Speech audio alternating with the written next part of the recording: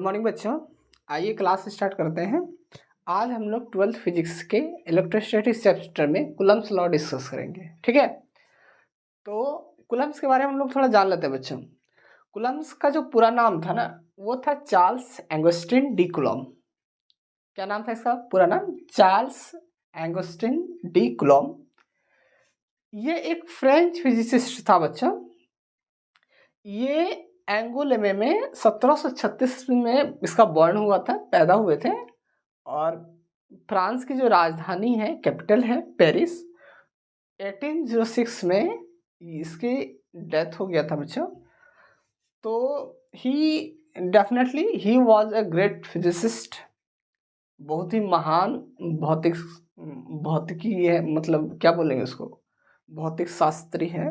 ठीक है, तो इसी के लॉ को आज हम लोग डिस्कस करेंगे। तो आप लोग इसको एक बार देख लें। क्या नाम है पूरा? Charles Augustin de coulomb was a physicist, French physicist. Was नहीं बोलते बच्चों, ऐसे लोग कभी मरते नहीं हैं। ठीक है, ये अमर लोग हैं, तो वाज बोलना पड़ेगा क्योंकि वो अभी प्रेजेंट में है नहीं। बट जितने भी लोग फिजिक्स पढ़ते हैं उसके लिए अभी ये लोग तो जिंदा ही रहते हैं।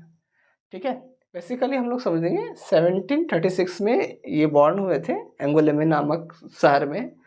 और पेरिस में ये 1806 में इसके देहांत हो गए थे, ये डेथ कर गए थे बच्चों। तो आज हम इसी के बारे में चर्चा करेंगे। यही छोटी सी इसकी बायोग्राफी हमने बताया। तो आज हम लोग डिस्कस करेंगे इलेक्ट्रोस्टैटिक्स फोर्स, कैसे उस फोर्स को कूलम्बिक फोर्स कहते हैं, और कूलम्ब्स लॉ को डिस्कस करेंगे। सारी चीज़ आज लोग आगे की क्लास में पढ़ेंगे। ठीक है, तो आइए क्लास स्टार्ट करते हैं। तो सबसे पहले हम लोग डिस्कस कर लेते हैं बच्चों कि इलेक्ट्रोस्टैटिक्स फोर्स क्या होता है। विद्युत स्थैतिकी बल किसको कहते हैं? तो नॉर्मली समझो बच्चों, क्या होता है, दो चार्ज बॉडी के बीच लगने वाला आकर्षण या विकर्षण बल को हम विद्युत स्थैतिकी बल कहते हैं। द अट्रैक्टिव और repulsive force act between two charged body या charge particle is called electrostatics force. ठीक है, तो हम लोग लिखते हैं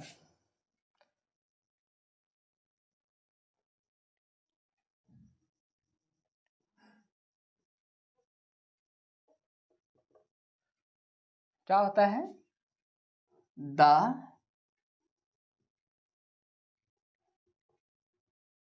अट्रैक्टिव और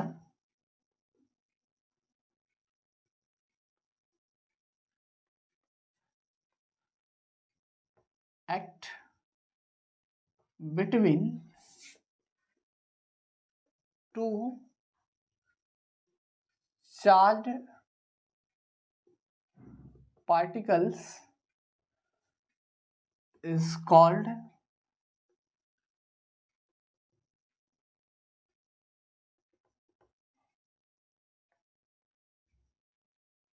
इलेक्ट्रोस्टैटिक्स फोर्स। ठीक है, क्या लिखा मैंने बच्चों कि द अट्रैक्टिव और रिपल्सिव फोर्स एक्ट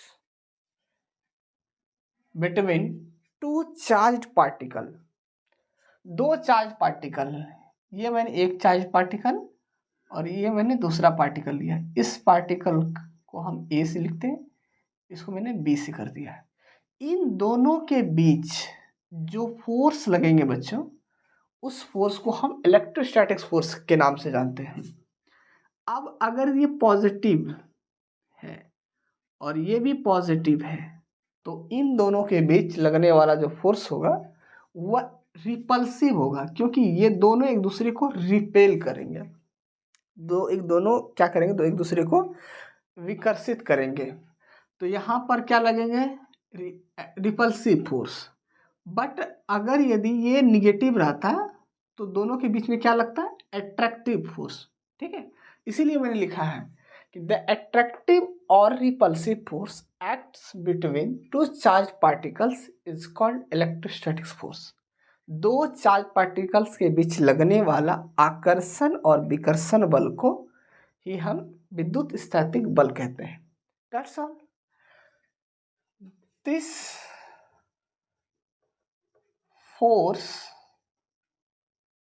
इज नहीं, वॉज लिखो बच्चे, was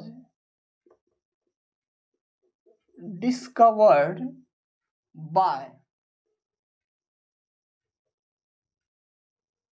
Coulomb at first time.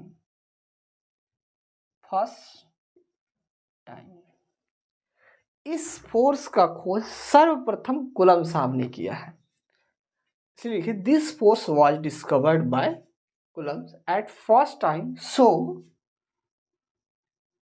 It is also known as Coulombic force.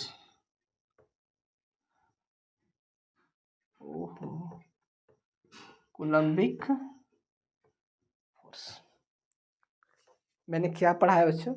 मैंने पढ़ाया कि द एट्रैक्टिव और repulsive force act between two charge particles is called electrostatic force. दो charge particle के बीच लगने वाला एट्रैक्टिव और रिपल्सिव फोर्स को हम इलेक्ट्रोस्टैटिक फोर्स कहते हैं। This force was discovered by Coulomb at first time, so it is also known as Coulombic force. इस फोर्स का खोज सर्वप्रथम कूलम्ब साहब ने किया था, इसलिए इलेक्ट्रोस्टैटिक फोर्स को कूलम्बिक फोर्स भी कहते हैं। ठीक, अब आइए the two laws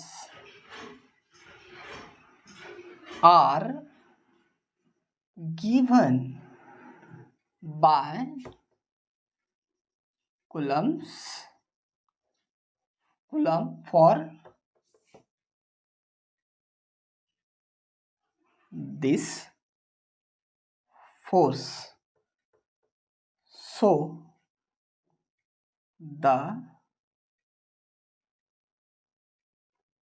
it is लिखो बच्चे, so it is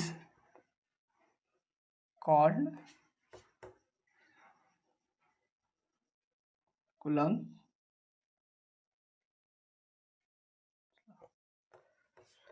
क्या लिखा मैंने बच्चों कि the two laws are given by Coulomb for this force, so it is called Coulomb's law.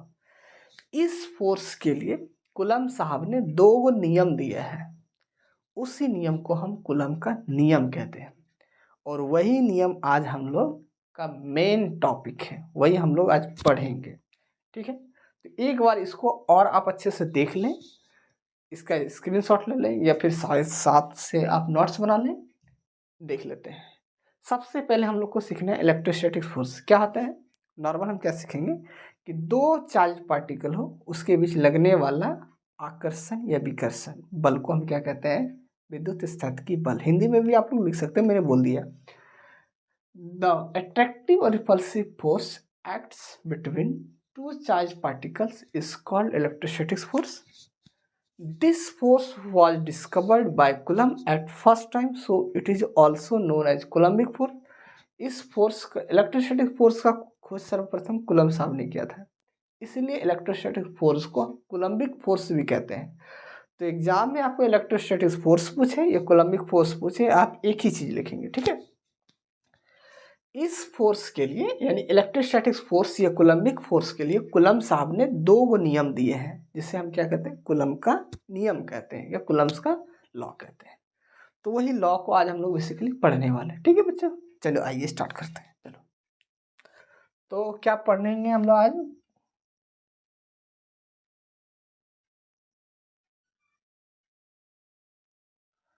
Coulomb's law. क्या? Coulomb's law. कूलम्ब्स लॉ का तो डेफिनेशन आप लोग सीख ही लिए, अभी जस्ट मैंने बताया इससे पहले। तो कूलम्ब्स लॉ में क्या लिखेंगे, लिखो according to this law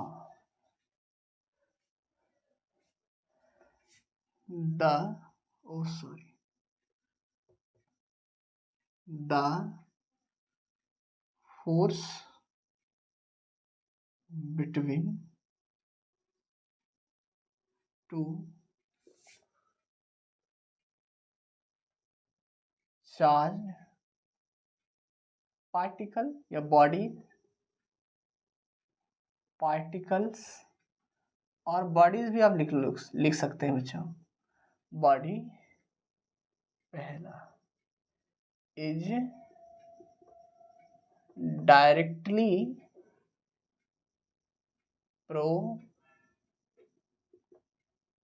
proportional to the product of magnitude of charges पहला, that is F is directly proportional to Q1 and Q2। मतलब समझे बच्चों, एक चार्ज पार्टिकल हमारा A है, दूसरा चार्ज पार्टिकल हमारा B है, ठीक है। अभी हम लोग मतलब पॉजिटिव निगेटिव के बारे में हम लोग नहीं लेते हैं, सिर्फ चार्ज को मानते हैं, और हम इसका चार्ज को हम Q1 बोलते हैं, इसका चार्ज को हम Q2 बोलते हैं, ठीक। इसके बाद जब हम लोग वेक्टर फॉर्म में आएंगे या फिर स्केलर फॉर्म, हम उसको स्केलर फॉर्म में डिराइव कर रहे हैं, जब हम लोग मतलब Coulomb's law in vector form में पढ़ेंगे, इसका एक और नाम है बच्चों Coulomb's law in scalar form, ठीक है। अभी जो मैं बता रहा हूँ, जब Coulomb's law in vector form पढ़ेंगे तो वहाँ पर हम सारा चीज़ लेके चलेंगे कि ये प्लस है, ये प्लस है, तो डायरेक्शन बताते चलेंगे। बट अभी आपको नॉर्मल सीखना है, ठीक है। तो इसको Coulomb's law in scalar form भी कहते हैं, ठीक है। और इसके बीच की जो दूरियां है ना, यहाँ से यहाँ तक, इसको हम r मान लेते हैं, और a चार्ज पार्टिकल का मैग्नीट्यूड Q1 है and Q2 is magnitude of charge particle B, यानी कि a चार्ज पार्टिकल जो है इसका जो मैग्नीट्यूड है वो Q1 है, और B चार्ज पार्टिकल इसका जो मैग्नीट्यूड है वो Q2 है, और जो इन दोनों के बीच की जो दूरियां हैं वो r है। Distance between both charge is r। Second क्या है, is inversely proportional to the square of distance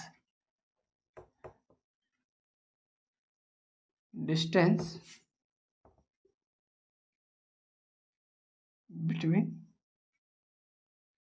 those charges, that is F is inversely proportional R square।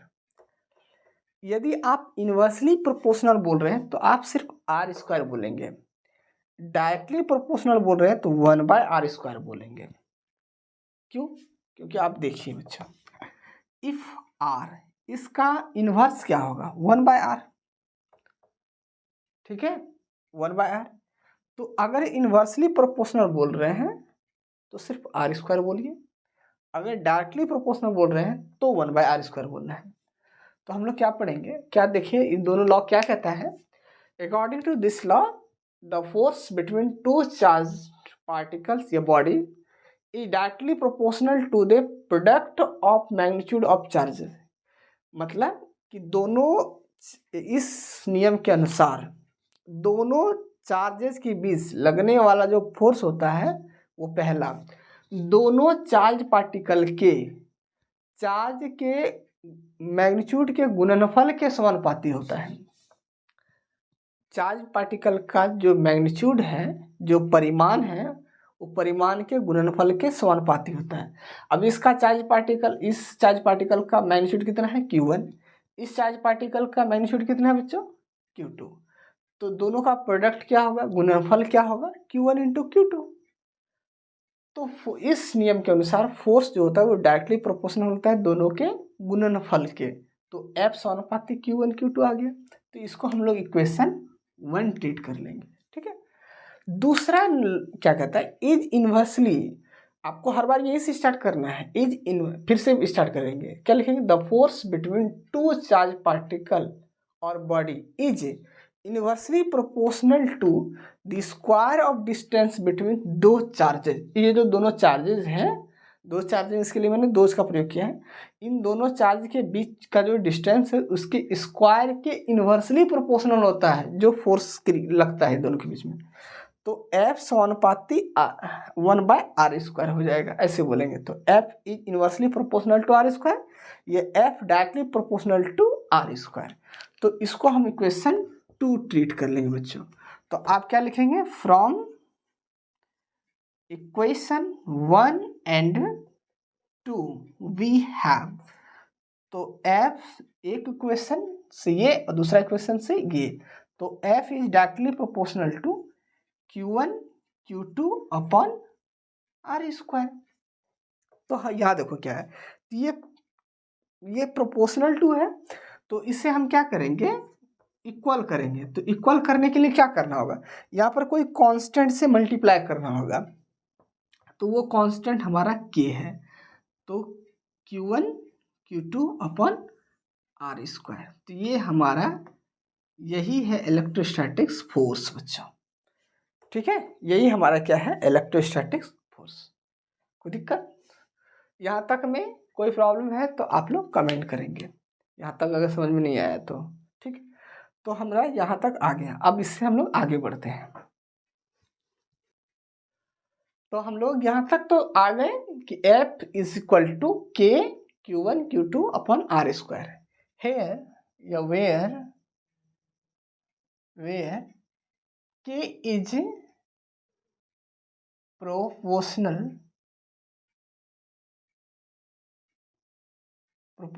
Constant, आप लोग बोलते हो ना, K समानुपातिक नियतांक है, which is called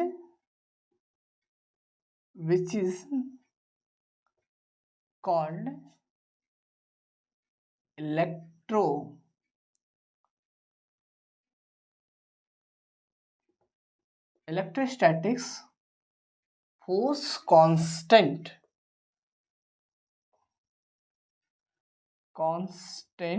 और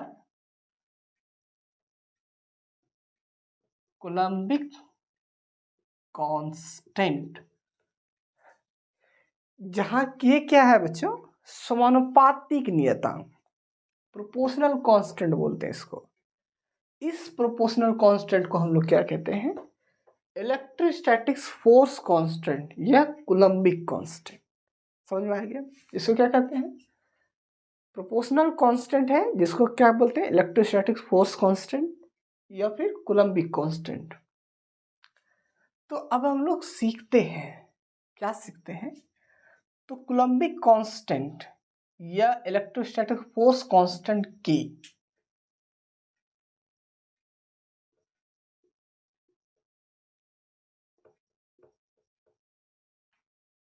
कांस्टेंट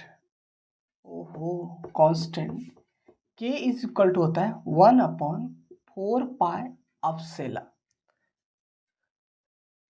के का मान कितना होता है, 1/4 एप्सिलॉन। अच्छा, किसी किसी किताब में ना यहाँ पर एप्सिलॉन n दिया रहता है, एप्सिलॉन इसको बोलते हैं बच्चों, सी लिख के बीच में से काट करके एप्सिलॉन। किसी किसी किताब में एप्सिलॉन m दिया रहता है, तो एप्सिलॉन को ही एप्सिलॉन m कहते हैं। इसका मतलब होता है परमिटिविटी ऑफ एनी मीडियम, किसी भी माध्यम का विद्युतशीलता। ठीक है, किसी भी माध्यम की विद्युतशीलता, कोई भी माध्यम हो उसकी विद्युतशीलता को हम लोग या तो नॉर्मल एप्सिलॉन से लिख दीजिए या एप्सिलॉन m से लिख दीजिए। ये जो एप्सिलॉन m, ये एप्सिलॉन होता है बच्चों,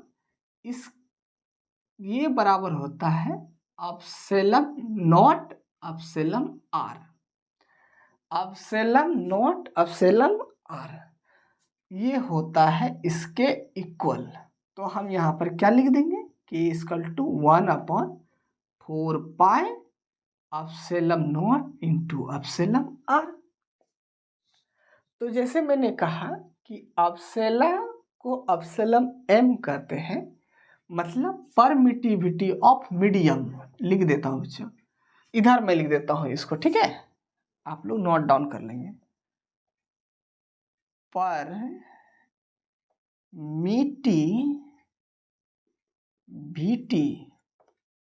ऑफ मीडियम माध्यम की विद्युतशीलता एप्सिलॉन m, ठीक है, परमिटिविटी ऑफ वैक्यूम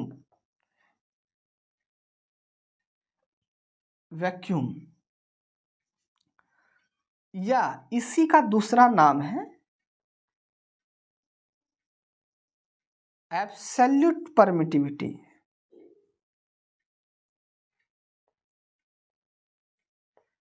इसको एप्सिलॉन नॉट से डिनोट करते हैं। और दूसरा होता है रिलेटिव परमिटिविटी, जिसको एप्सिलॉन आर से डिनोट करते हैं। और इसी का दूसरा नाम है डाइलेक्ट्रिक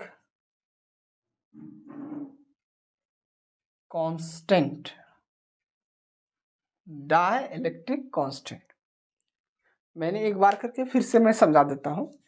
परमिटिविटी ऑफ मीडियम को एप्सिलॉन नॉट या एप्सिलॉन से डिनोट करते हैं, दोनों से, या तो सिर्फ ये लिखो या फिर ये लिखो, ठीक है।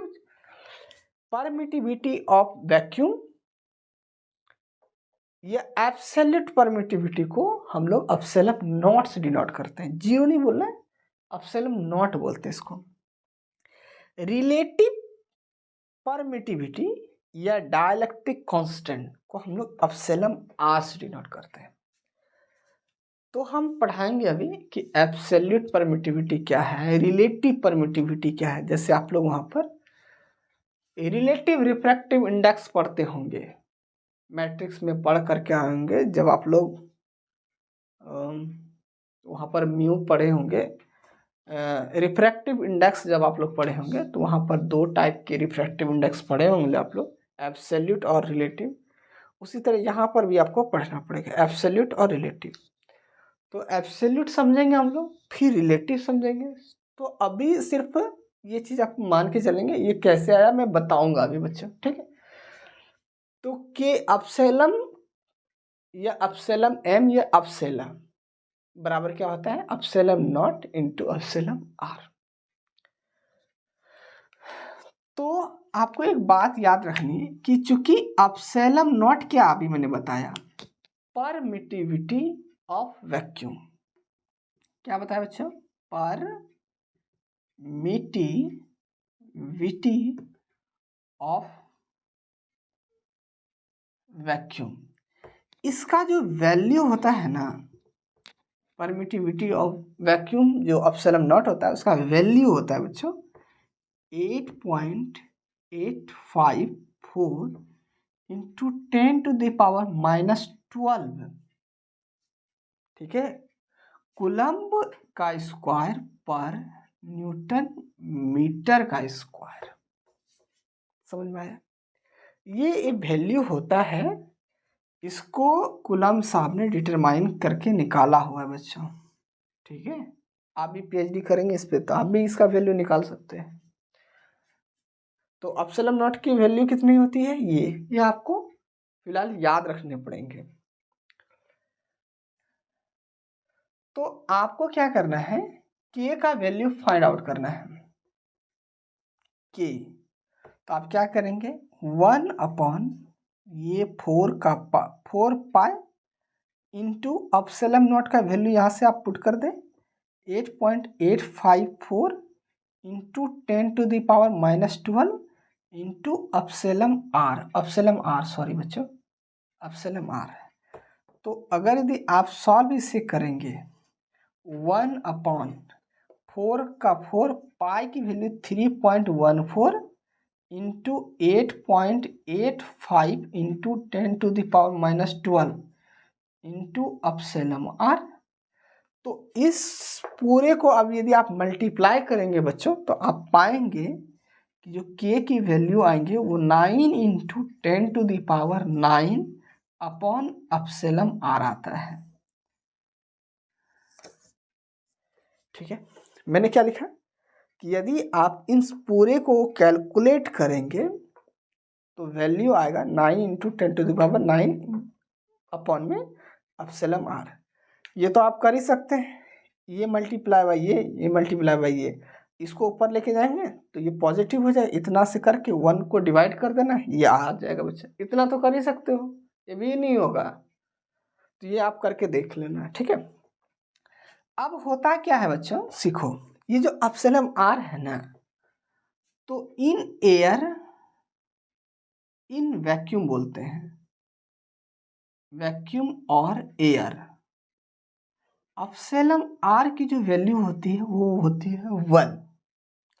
फिर से समझो, इन वैक्यूम और एयर, या तो निर्वात में या तो शून्य में, निर्वात शून्य और हवा, इनमें एप्सिलॉन आर जो रिलेटिव परमिटिविटी है, जिसको डाइलेक्ट्रिक कांस्टेंट कहते हैं, उसकी वैल्यू 1 के बराबर होती है।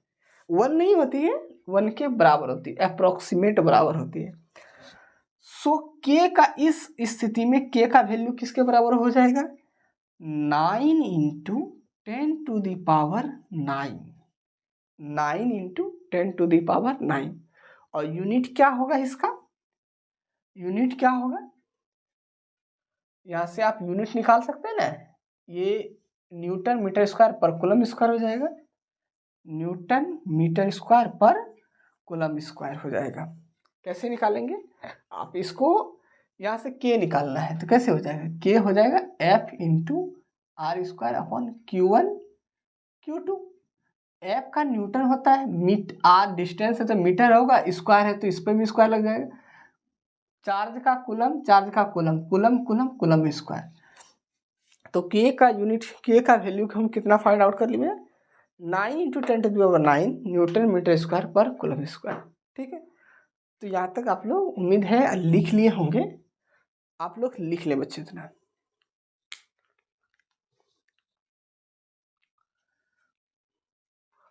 तो हमने क्या किया बच्चों, एक तो मैंने ये निकाल लिया, दूसरा के का वैल्यू निकाल लिया। तो आप क्या कर सकते हैं, इस वैल्यू को यहाँ पर पुट कर सकते हैं।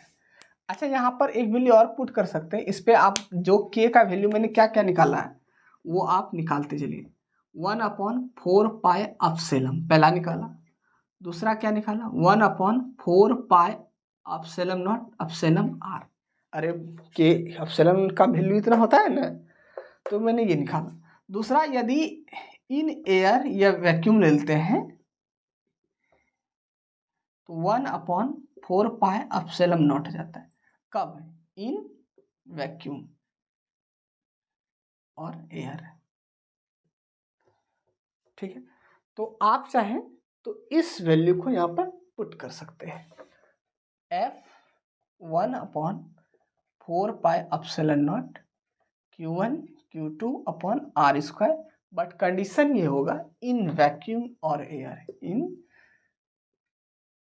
वैक्यूम और एयर, क्योंकि हम इसी में तो ये निकाले हैं ना। और इस पूरे का वैल्यू हम कैलकुलेट किए हैं, सो कितना आया बच्चों, 9 into 10⁹9 Q1 Q2 upon R square. ये ही मेरा कूलम और यही मेरा कूलम लॉ है। और ये जो फोर्स मैंने कैलकुलेट किया, यही हमारा इलेक्ट्रोस्टैटिक फोर्स का मैग्नीट्यूड है।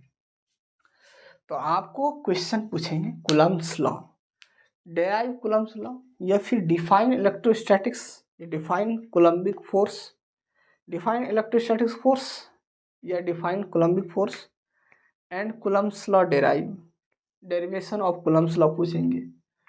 तो आप यहाँ तक करके छोड़ देंगे, ठीक है। तो ये हमारा जो फोर्स का फॉर्मूला निकला बच्चों, इस फोर्स के फॉर्मूले से हम लोग कुछ सवाल डिस्कस करेंगे। बट अभी हमको कुछ कुछ और चीज़ें देखनी है, वो चीज़ें मैं बताता हूँ। ये जो के है ना, जिसको हम लोग इलेक्ट्रोस्टैटिक्स फोर्स कांस्टेंट कहते हैं या फिर कूलम्बिक कांस्टेंट कहते हैं, ये इसका क्या काम है, तो इसका वैल्यू कब बदलेगा, कब चेंज होगा। तो इसका वैल्यू डिपेंड करता है दो चीज़ों पर, एक तो चेंज करता है सिस्टम ऑफ यूनिट पर, और दूसरा ये जो दोनों बॉडी का चार्ज, दोनों चार्ज बॉडी जो रखा हुआ है, जो चार्ज पार्टिकल रखा हुआ है, ये किस मीडियम में है, उस मीडियम पे डिपेंड करता है। तो आप लोग नोट में एक बात लिख लें, वैसे मैं लिखाऊंगा इसको, आप लोग नोट में एक बात लिख लें कि द वैल्यू ऑफ के मतलब coulombic constant,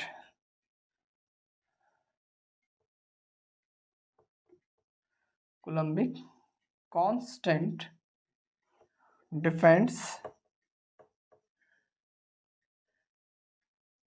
upon system of unit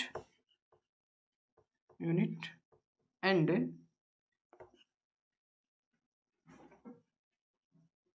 medium between charges. ठीक है, मैंने तो अभी बच्चा दो चार्ज के बीच बताया, ऐसा तो नहीं होगा कि दो चार्ज के बीच ही सिर्फ कूलम्ब लॉ लगेंगे। क्या अगर एक चार्ज यहाँ होंगे तो इसके बीच कूलम्ब लॉ नहीं लगेंगे? इन दोनों के बीच भी लगेगा, इन दोनों के बीच भी लगेगा, इन दोनों के बीच भी लगेगा।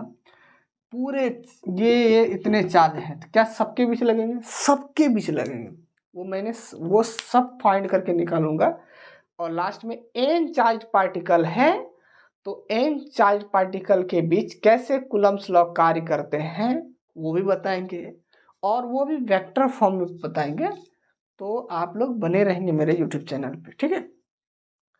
तो इन दोनों चार्ज बॉडी के बीच में कौन सा मीडियम है? एयर है या फिर डाइलेक्ट्रिक कांस्टेंट है, ऑयल है, कोई भी तो कोई मीडियम होगा ही ना। तो वो मीडियम पर इसके का जो मान है वो डिपेंड करता है, दूसरा सिस्टम ऑफ यूनिट पे डिपेंड करता है। उम्मीद है यहाँ तक लिख लिए होंगे। अब हम लोग पढ़ेंगे परमिटिविटी, ठीक है। तो चलिए स्टार्ट करते हैं। तो अब हम लोग बच्चों पढ़ लेते हैं परमिटिविटी। परमिटिविटी बोलिए, या इसी को हम लोग दूसरा नाम से भी जानते हैं, इसका दूसरा नाम है एब्सोल्यूट परमिटिविटी।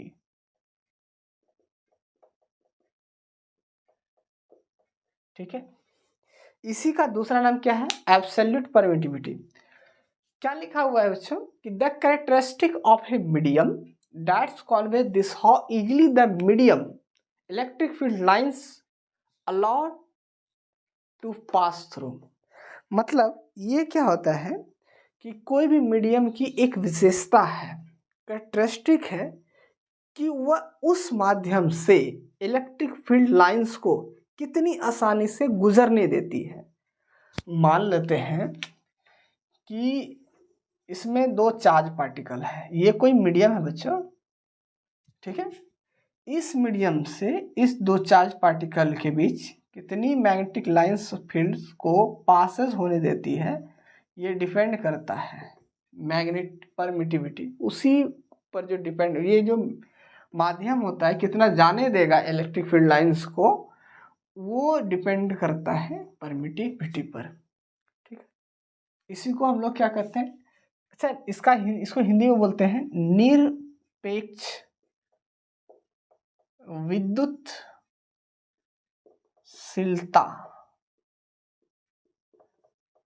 तो आप लोग हिंदी में क्या लिखेंगे? किसी माध्यम का वह विशेषता जो यह बताता है कि उस माध्यम से कितनी आसानी से विद्युत क्षेत्र रेखाएं गुजरती है, कितनी आसानी से विद्युत क्षेत्र रेखाएं गुजरती है, पासेस होती है, ठीक है। तो ये और कुछ नहीं, ये मीडियम की एक कैरेक्टरिस्टिक है जो यह बताता है कि उससे कितनी इलेक्ट्रिक फील्ड लाइंस कितनी आसानी से पास होने देती है, ठीक है बच्चों।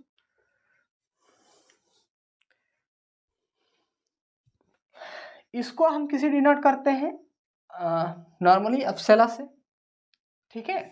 एब्सोल्यूट परमिटिविटी एप्सिलॉन नॉट से सॉल्व करते हैं, एप्सिलॉन नॉट से करते हैं, इसको एप्सिलॉन नॉट मान लेते हैं।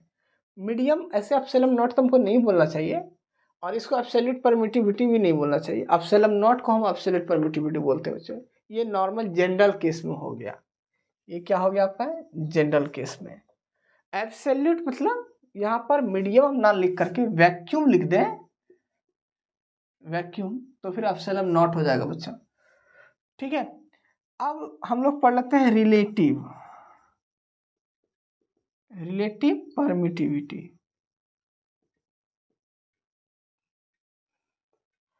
सापेक्ष विद्युतशीलता। ठीक है, तो सापेक्ष विद्युतशीलता, इसको एप्सिलॉन आर से डिनोट करते हैं। तो क्या होता है, the ratio of electric permittivity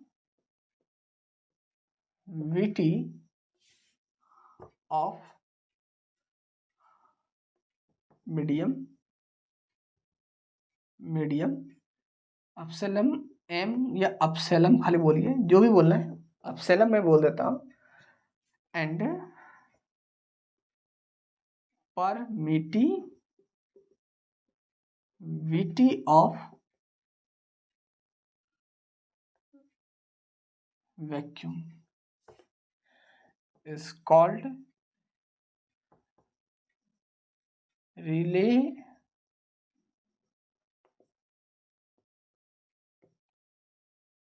permittivity epsilon are.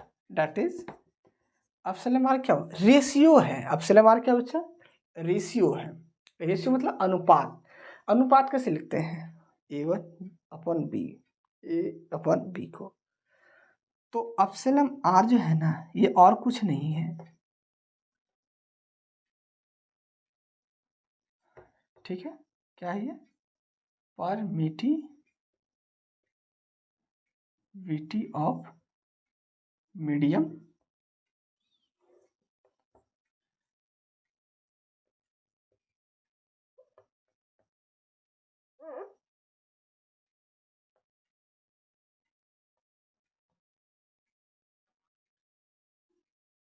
Vacuum. तो ये मीडियम और वैक्यूम के परमिटिविटी का रेशियो है। तो यहाँ से यदि हम एप्सिलॉन निकालेंगे तो epsilon naught into epsilon R आएंगे कि नहीं आएंगे। ठीक है, एप्सिलॉन को ही एप्सिलॉन एम कहते हैं। तो एप्सिलॉन एम कहीं कहीं किसी किताब में ये लिखा हुआ मिलेगा आपको, तो घबरा मत जाना है, दोनों एक ही बात है।